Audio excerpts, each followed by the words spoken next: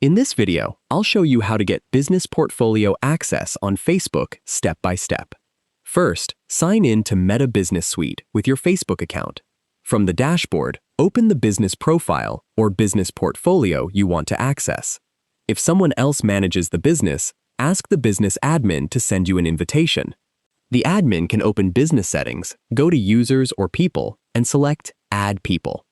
They can then enter your email address, choose the appropriate access level, and select the Facebook pages, ad accounts, Instagram accounts, or other assets you need to work with. After the invitation is sent, check your email and accept the invitation using the correct Facebook account. Once accepted, return to Meta Business Suite and confirm that the business portfolio and assigned assets are available. If you don't see the invitation or access, make sure you're signed in to the correct Facebook account and ask the admin to check your permissions. That's how you can get access to a Facebook business portfolio. If you found this video helpful, please like the video, subscribe to the channel, and turn on notifications for more easy Facebook and Meta tutorials. Thanks for watching.